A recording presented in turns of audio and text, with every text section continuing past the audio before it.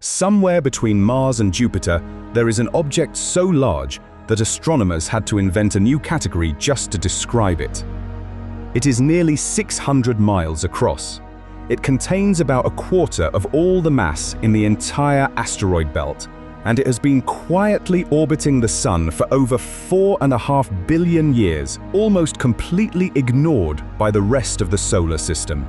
It is the largest asteroid ever discovered, and every once in a while, a question worth taking seriously surfaces in the scientific community.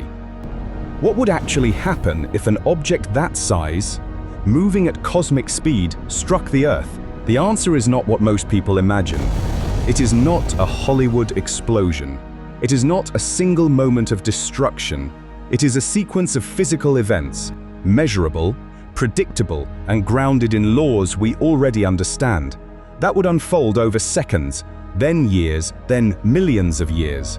To understand it, you have to understand the object itself. You have to understand the energy involved. And you have to understand something most people never realize. Earth has already been through something like this before, more than once. And the evidence is still written into the rocks beneath your feet. So let's start where the story actually begins, with the asteroid itself, and what makes the largest one so different from the rest. The story has to start with the object itself, because almost everything that happens later depends on what we are actually dealing with.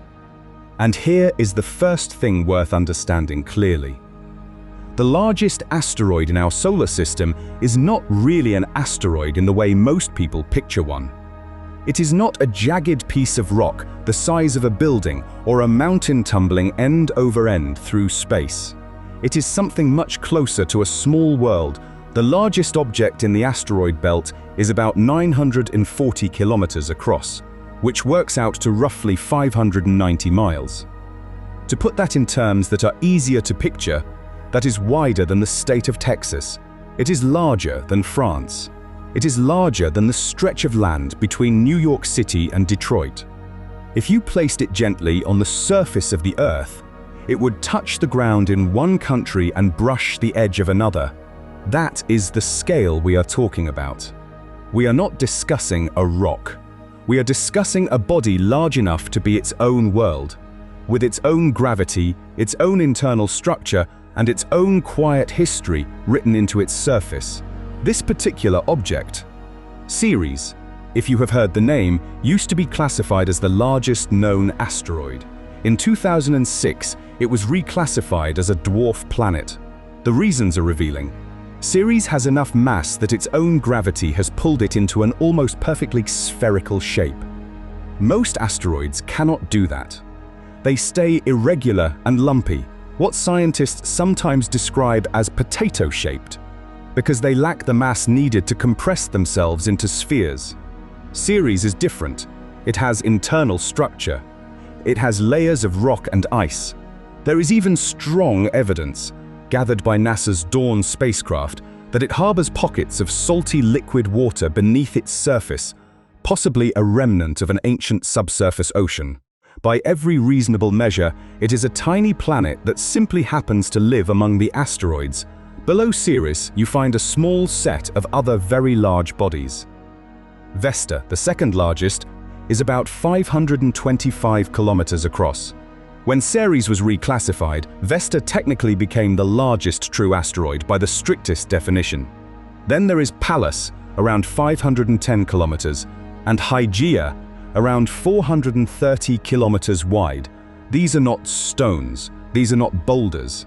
They are worlds in miniature, each one capable of geology, capable of resurfacing, in some cases capable of holding ancient water. They orbit quietly, far from Earth, and most people will live their entire lives without ever realizing they exist. For the purposes of what we are exploring, the exact label does not matter. What matters is the physical reality.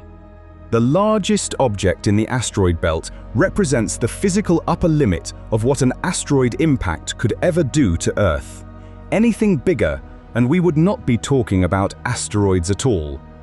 We would be talking about a planetary collision The kind of event that formed the Moon 4.5 billion years ago, when a Mars-sized body struck the early Earth and ejected the debris that would later become our nearest neighbor in the sky. That kind of event is in a different category entirely. So when we ask what would happen if the largest asteroid hit Earth, we are essentially asking the most extreme version of a question that physics can still cleanly answer. So how could something this large ever leave its orbit and head toward us? To answer that, we have to look at where it lives. The asteroid belt sits between the orbits of Mars and Jupiter, occupying a wide ring of space roughly 200 to 300 million miles from the Sun. Despite what you may have seen in movies, the belt is not crowded. If you were standing on the surface of Ceres, the next nearest asteroid of any noticeable size would be hundreds of thousands of miles away. The total mass of the entire belt, every asteroid, large and small, combined, is less than 4% the mass of our own Moon. It is mostly empty space. Every spacecraft we have ever sent through the asteroid belt has passed through without ever coming close to a single rock. But the belt was not always like this. About 4.5 billion years ago, when the solar system was still forming, the region between Mars and Jupiter contained enough material to potentially form a planet. Whether that planet ever formed and was destroyed or simply never came together in the first place is still debated. What we know is this: Jupiter's gravity is so strong and so close to the belt that it constantly stirred the early material there, preventing it from accumulating into a single body. Whatever was on its way to becoming a planet was instead broken up, scattered, and stretched out into the ring we see today. Ceres, Vesta, and the other large bodies are the leftover survivors of that process. They are fragments of a planet that almost happened. Now, here is the interesting part. These objects are remarkably stable. They have been orbiting in roughly the same paths for billions of years. The largest among them have not changed their orbits significantly since long before life appeared on Earth. Stable orbits like these do not shift on their own. There has to be a reason, a force, a nudge, an event that pushes them somewhere new. And in our solar system, several of those forces exist. The most powerful is gravity, particularly from Jupiter. Jupiter is more than 300 times the mass of the Earth, and its gravitational influence reaches deep into the asteroid belt. Most of the time, Jupiter simply keeps the belt in place. But every so often, an asteroid drifts into what is called an orbital resonance with Jupiter, a kind of timing pattern where the asteroid's orbit around the Sun lines up with Jupiter's in a regular ratio. When that happens, Jupiter's gravity gives the asteroid the same nudge in the same direction over and over again. Over thousands or millions of years, those small nudges add up. The asteroid's orbit becomes elongated. Eventually, it can be flung out of the belt entirely. Most of these nudged asteroids end up falling into the inner solar system. A few cross Earth's orbit. Most pass harmlessly. Some do not. There are also smaller forces at work. Sunlight, believe it or not, can shift an asteroid's path over time. The Sun heats one side of an asteroid more than the other. As the asteroid rotates, it radiates that heat back into space. The heat carries momentum.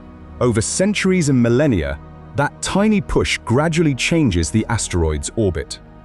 Scientists call this the Yarkovsky effect, and although it sounds insignificant, it has measurably altered the paths of small and medium-sized asteroids over time. For a body the size of Ceres, the effect is much weaker, but it is not zero. Then there are collisions. The asteroid belt is mostly empty, yes, but over billions of years, even rare events become inevitable. Two asteroids striking each other can deflect their orbits, fragment them, or send chunks flying out of the belt entirely. We know this happens because we find pieces of Vesta on Earth, actual chunks of Vesta that were knocked off in past collisions, drifted through space for millions of years, and eventually landed here as meteorites. Roughly 1 in every 20 meteorites recovered on Earth is a piece of Vesta. So we have already been struck by the largest asteroid's neighbor, just in much smaller doses. The point is this. While it is extraordinarily unlikely that something the size of Ceres or Vesta will strike Earth in a human lifetime, it is not physically impossible. The mechanisms exist. The orbits are not eternally fixed. And on a long enough timescale, anything that can happen eventually does. If such an object ever did begin to drift toward Earth, we would almost certainly see it coming. Modern sky surveys, like the Catalina Sky Survey in Arizona, the Pan-STARRS telescopes in Hawaii, and the recently activated Vera Rubin Observatory in Chile, scan the night sky continuously, looking for moving points of light. An object the size of Ceres reflects so much sunlight that we can already see it from Earth today with a small backyard telescope, even at its current distance of more than 250 million miles. If it began approaching, we would have years, possibly decades, of warning. There would be no surprise. The math of orbital motion is precise. The trajectory would be calculated, then refined again. The date of impact, the location, and even the angle of approach would all be known long before the event itself. In the weeks before arrival, it would become visible to the naked eye, first as a faint star that did not belong in any familiar constellation, then as a brighter point of light growing each night, then in the final days as a clearly visible disk in the sky. Small but unmistakable. By the last few hours, it would be the second largest object in the sky, larger than the full moon, hanging there in daylight, rotating slowly enough that surface features could be picked out with a good camera. Whatever humanity chose to do in that time, broadcast, evacuate, gather, pray, prepare, would happen against that backdrop. A new world growing in the sky. And then the final approach, the atmosphere, which protects us from countless small rocks every day, offers almost no resistance to something this large. A small meteor, the kind that produces a streak of light in the night sky, typically burns up at altitudes of 50 to 80 kilometers, vaporized by the friction of plowing through the upper atmosphere at tens of kilometers per second. That happens because the meteor is small enough that its outer surface erodes faster than the object can travel. The entire body essentially becomes friction, but for a body 940 kilometers wide, the atmosphere is essentially a thin film of gas, a fraction of the asteroid's diameter, with negligible mass compared to the asteroid itself. To put that in perspective, the breathable layer of Earth's atmosphere is only about 10 to 15 kilometers thick. The asteroid is almost 100 times wider than the entire atmosphere is deep. There is no way to absorb something on that scale. The asteroid does not burn up. It does not slow down meaningfully. Instead, it pushes the air aside with a shockwave so violent that the atmosphere directly above the impact point is compressed, superheated, and converted into plasma in a fraction of a second. The gas does not have time to get out of the way. It is simply gone. In effect, the atmosphere, the same blanket of air that has protected Earth from countless smaller impacts for billions of years, would not be a factor at all. The asteroid would punch through it as if it were not there. From the ground, observers in the final seconds would not see a fireball streaking across the sky in the way a bright meteor falls. They would see the lower edge of the object touching the upper atmosphere, and a moment later, the air itself would ignite in a column of light brighter than the sun, racing down toward the ground. What carries that light, and what determines what happens next, is the energy stored in the asteroid's motion. And it is that energy, the kinetic energy of a small world moving at cosmic speed, that begins to shape the real story the moment it reaches the surface. That energy is what makes this kind of impact different from anything else humans have ever measured. Most of the destructive events we have words for: earthquakes, hurricanes, volcanic eruptions, even nuclear weapons, operate within a relatively narrow energy range. The largest hurricane in recorded history releases about as much energy as 10,000 nuclear bombs over its lifetime. The largest volcanic eruption in the last few thousand years released a bit more. The largest nuclear weapon ever tested, the Soviet Tsar bomber, released the equivalent of 50 megatons of TNT, or roughly 2 × 10⁻³ joules of energy. These are enormous numbers, but they are still numbers our planet can absorb. The biosphere recovers. Civilization adjusts. Life goes on. A Ceres-sized impact does not fit into that range. It does not even come close. When you take a body roughly 940 kilometers across, with a mass somewhere around 9.4 × 10⁻³ kilograms, and you accelerate it to a typical Earth impact velocity of 20 to 25 kilometers per second, the kinetic energy released at the moment of contact is approximately 10^² feet joules. That is a 1 followed by 26 zeros.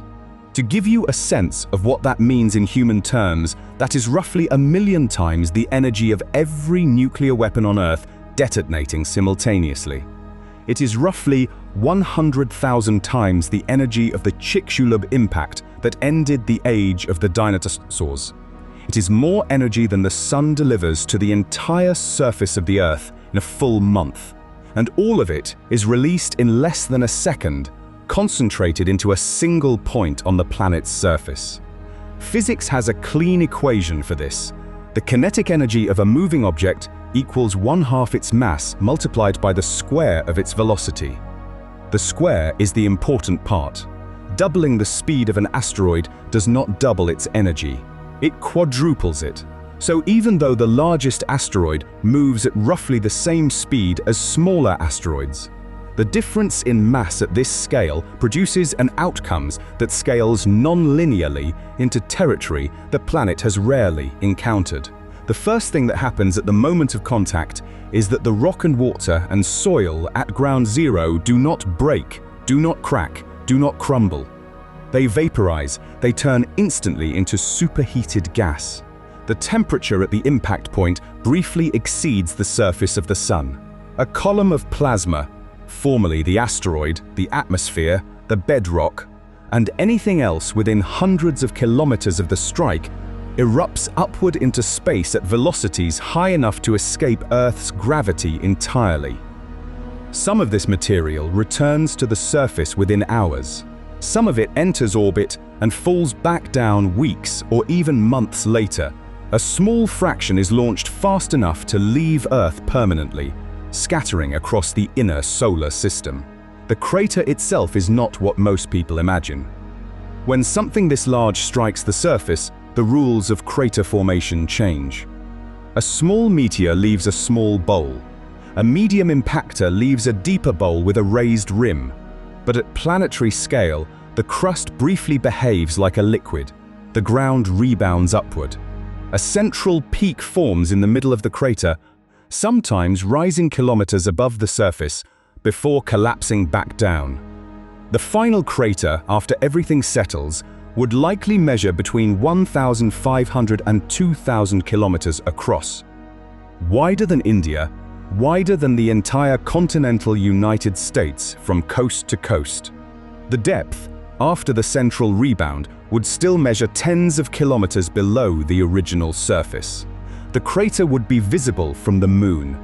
It would be one of the largest geological features on the planet, comparable in scale to Earth's largest existing impact basin, the Vredefort crater in South Africa, which is itself the scar of a much smaller impact 2 billion years ago. But the crater is only a small part of what happens. The energy released is so vast that it cannot stay confined to a single point. It propagates outward in 3 different ways, each one carrying enough force to reshape continents. The first is the shockwave through the air. The atmosphere, where it still exists immediately after the impact, is compressed into a supersonic pressure wave that races outward at thousands of kilometers per hour. Within minutes, this wave reaches cities thousands of miles away, flattening structures with the force of a strong nuclear air blast. Within an hour, the shockwave has crossed an entire continent. Within a few hours, it has wrapped around the planet, meeting itself on the opposite side.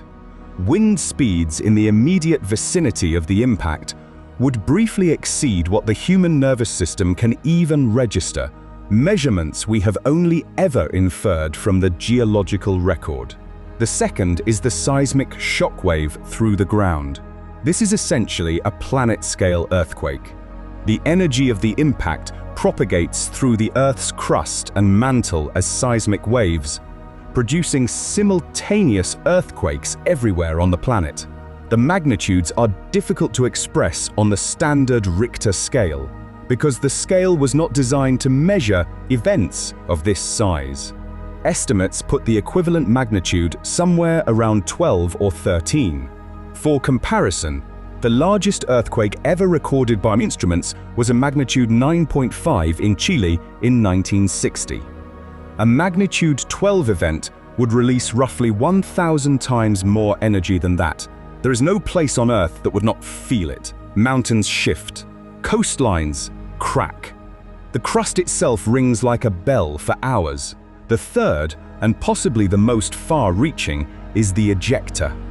When the impact vaporizes hundreds of cubic kilometers of rock and launches that material into space, all of it eventually has to come back down.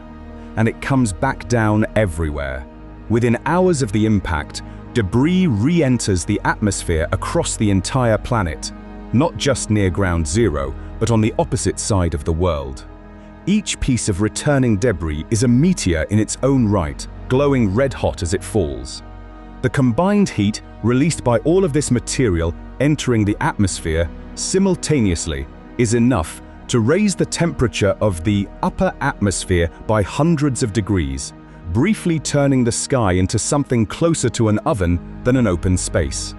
Forests across multiple continents would ignite spontaneously, not from the impact directly, but from the radiant heat of the falling debris above them.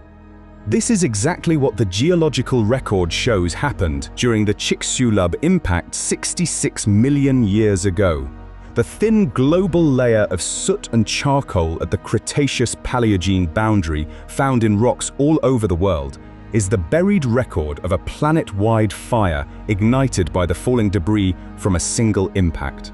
And Chicxulub was a fraction of the size we are talking about now. Whether the impact occurs on land or in the ocean changes the immediate damage profile, though it does not meaningfully change the long-term outcome.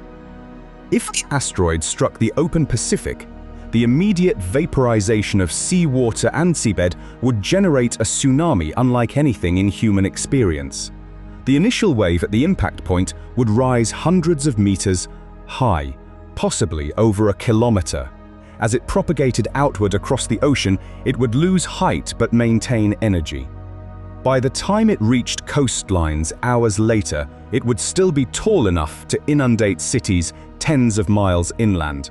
Every coastal population on Earth would be erased within a single day. If the asteroid struck land, the tsunami would be smaller or absent, but the seismic and atmospheric effects would be more severe, and the volume of vaporized rock launched into the atmosphere would be greater. Either way, within the first 24 hours, the planet's surface is transformed. Continents are scarred, oceans are convulsing, cities are gone, ecosystems are burning, and then the slower part begins: the vaporized rock, the soot from global fires, the sulfur compounds released by the impact, and the dust thrown into the upper atmosphere all combine to form a thick, dark veil of particulate matter at altitudes high enough that it does not rain out for years. Sunlight reaching the surface drops dramatically. Within weeks, daylight at noon resembles late twilight. Within months, much of the planet experiences something closer to permanent night. Photosynthesis, the process that supports nearly every food chain on Earth, slows to a crawl, and in many regions stops entirely. This is what scientists call an impact winter, and it is the actual mechanism by which most species during a mass extinction die. They do not die from the impact itself.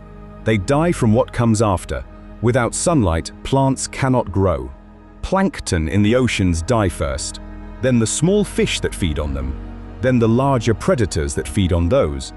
On land, the same cascade plays out in different forms. Herbivores starve, carnivores follow. The food web collapses from the bottom up, one trophic level at a time.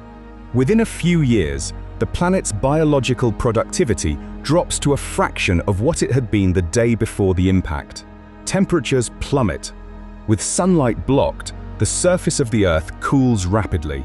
Average global temperatures could drop by 10 to 15 degrees Celsius for years, or even decades. Tropical regions become temperate. Temperate regions become subarctic. Polar regions become uninhabitable. The Earth, briefly, looks more like Mars than the planet we know. The atmosphere itself is changed chemically. The vaporized rock contains large amounts of sulfur, which combines with atmospheric water vapor to form sulfuric acid, which falls back to the surface as acid rain over months or years. Lakes and rivers become acidic.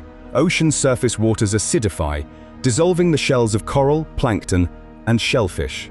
The oceans, which had been a refuge during many past extinctions, become hostile to many of the species that survived the initial impact. Then, after the dust eventually settles, and it does eventually settle, the opposite problem begins. The carbon dioxide released by the impact, which had been hidden behind the dust veil, suddenly becomes the dominant force in the atmosphere. Greenhouse warming kicks in. The planet, which had been frozen for years, now overheats for centuries. This swing from extreme cold to extreme heat is itself an additional extinction pressure. Over the long run, life recovers. It always has. But the recovery is slow, and the world that emerges is not the world that existed before. The fossil record makes this clear. After the Chicxulub impact, full biodiversity took about 10 million years to return. After the much larger Permian-Triassic extinction 252 million years ago, which may have had multiple causes, possibly including impacts, recovery took even longer. In each case, the species that dominated the New World were not the same as those that had dominated the Old One. Mass extinctions do not just kill, they reset the rules of evolution. They open the door for new lineages. This is, in fact, the reason mammals exist in their current form. The dinosaurs ruled the Earth for over 150 million years and showed no signs of giving up the throne.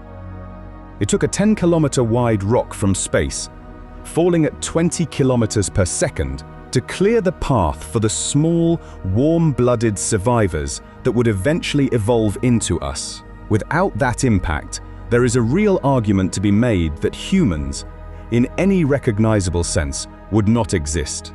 We are, in a very direct way, the descendants of those that survived a worse version of the day we are imagining. And here is something that is easy to overlook. The Earth has been struck by very large objects many times throughout its history. The Moon itself, as mentioned earlier, formed from the debris of a collision between the early Earth and a Mars-sized body. That was an impact thousands of times larger than anything we have been discussing. It nearly destroyed the planet. The Earth reformed from the molten remains, eventually cooled, eventually grew an atmosphere, and eventually grew oceans. Much of the water on our planet today, in fact, was likely delivered by later impacts, comets and asteroids striking the young Earth and depositing the ingredients that would later become rivers, lakes, and seas. The same physics that could end us is the physics that built us. The same kinds of collisions that could erase civilization are the kinds of collisions that gave Earth a moon, gave Earth its water, and gave Earth the conditions in which life eventually appeared. Destruction and creation on cosmic timescales are not opposites. They are different stages of the same process. This is why modern planetary defense matters. Not because a Ceres-sized impact is likely in our lifetimes. It is not, but because the same physics that allows it to happen also allows us, for the first time in Earth's history, to do something about it. NASA's DART mission, which successfully struck a small asteroid in 2022 and altered its orbit, was not about that particular asteroid. It was a proof of concept, a demonstration that with enough warning, a sufficiently small object can be nudged off course. A larger object would require more energy, more time, and more international coordination. But the physics is the same. The technology exists in early form. The math is well understood. For the first time in 4.5 billion years, the planet has a species capable of looking up, doing the calculation, and acting on it. Whether we will use that capability if the worst case ever arrives is a different question. But the capability is there, and the asteroid belt, sitting quietly between Mars and Jupiter, continues to do what it has always done, orbiting the Sun, occasionally shifting, occasionally sending small reminders our way, holding the largest objects in stable paths for now, but not forever. The largest asteroid hitting Earth would not be the end of the planet. The Earth is too massive, too resilient, too patient. But it would be the end of the world as we know it, and the beginning of a slower, stranger world that would emerge over the millions of years that followed. A world with new continents reshaped by the impact. New species filling the gaps left by the ones that died. New ecosystems, new climates, new histories, and perhaps, eventually, a new intelligent species. Looking up at the same stars we look up at now, finding the same scars in the rocks, and asking the same question we have just asked. What if the largest asteroid hit Earth? The honest answer, written into the geology, the chemistry, and the deep history of the planet, is that it already has. Just not yet to us.